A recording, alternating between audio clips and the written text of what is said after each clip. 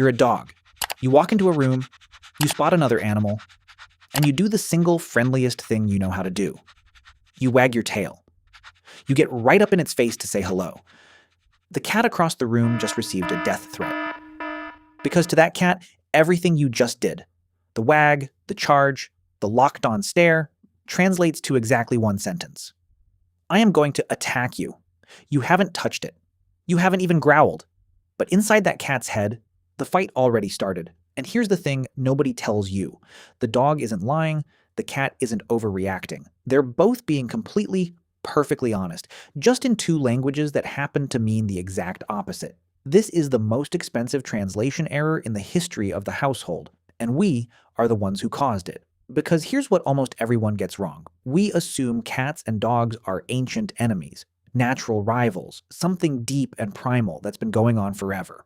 It hasn't. Their wild ancestors mostly ignored each other for tens of thousands of years. The war in your living room isn't ancient at all. Let me show you how deep the mistranslation goes. Start with the tail. When a dog wags its tail, it usually means arousal in the good sense, like excitement, friendliness. When a cat lashes its tail, it means the exact reverse. I am agitated, I am warning you. Back off. So picture first contact. The dog approaches, tail going like a metronome, broadcasting joy. The cat sees a thrashing tail and reads pure hostility. The cat's tail starts twitching in alarm, and the dog reads that as, oh, you're excited too. Want to be friends? Now the eyes. A dog greets head on. It walks straight at you, looks right at you, and that's normal, social, polite in dog. For cats, a direct frontal approach with a hard stare is the posture of a predator about to strike. Friendly cats do the opposite of staring. They do a slow, lazy blink, eyes half closing, and it is the closest thing they have to, I trust you, I'm not a threat. Dogs don't slow blink. Dogs hold the happy, open-eyed gaze.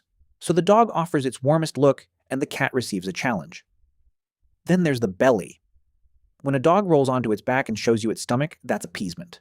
It means I submit, I trust you, we're good. When a cat rolls onto its back, it is not submitting.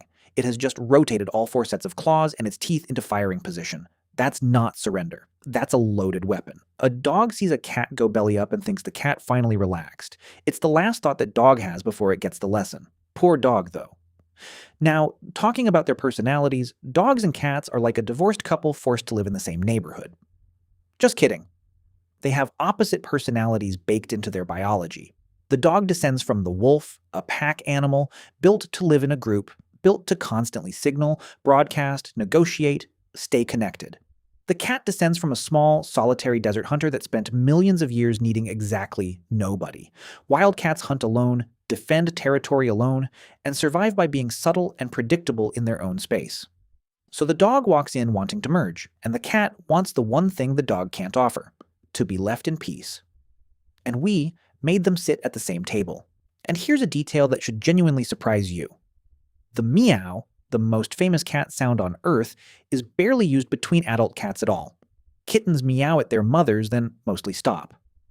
Researchers who study cat vocalization have found that adult cats developed meowing primarily to talk to us. It's a sound tuned over thousands of years to push the buttons of the human ear. So when your cat meows, it isn't speaking to the dog. It can't. It's speaking to you over the dog's head in a language it invented specifically to manage us, the humans. So if they're this incompatible, why were they ever in the same room in the first place? Cats and dogs did not choose each other. We chose them separately, for opposite reasons, thousands of years apart. Dogs came first and came from wolves, somewhere between roughly 15 and 30,000 years ago. They were the first animal we ever domesticated, long before farming, while we were still hunters ourselves. Cats came much later, around 10,000 years ago in the Fertile Crescent, and they essentially domesticated themselves. Yes, you heard that right. What were you expecting from cats? That we domesticated them? Haha. When humans started storing grain, the grain drew mice, and the mice drew small wild cats who moved in to hunt the rodents. We didn't recruit the cat took the job. We have a grave in Cyprus from about 9,500 years ago where a person was buried with a cat beside them. Proof the bond is genuinely old. But notice what that means. In the wild, the wolf's ancestors and the cat's ancestors occupied different worlds. One was a social pursuit hunter of the open range. The other was a solitary ambush hunter who mostly avoided everything bigger than a rabbit. They weren't rivals. They had no shared history of hatred. They simply stayed out of each other's way. And then we took both of them indoors. We took a broadcasting pack animal and a silent solitary specialist, two creatures who'd never evolved a single shared signal, and we shut them inside the same four walls and waited for them to get along. This wasn't a rivalry we discovered. This was a collision we engineered. We are the reason they ever had to talk at all. But here's the part that modern humans have solved to an extent. The fight is a translation problem. And translation problems can be solved. When researchers studied cats and dogs living peacefully in the same homes, they found something remarkable. When the two are introduced young, while they're still learning the world, they don't just tolerate each other, they learn each other's languages. Cats raised with dogs start reading dog signals correctly. Some even begin to act a little dog-like, greeting differently, even doing things their own species would never do. They become bilingual. The wag stops meaning war. The stare stops meaning death. In other words, the whole bloody feud, the hissing, the chasing, the standoff on the stairs, was never hatred. It was two animals who never got language lessons, shoved into the same house by a third animal who assumed they'd just figure it out. So the next time your dog charges in wagging and your cat flattens itself against the wall, understand what you're actually watching. You're not watching enemies. You're watching a greeting and a threat that happen to look identical. You're watching 10,000 years of separate evolution trying to have a conversation with no shared words. We sat two foreign language animals down on the same couch while we watched Netflix and called it hatred.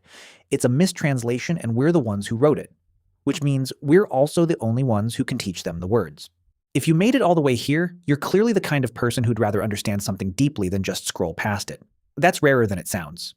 Subscribe, and I'll see you in the next one decoding something else.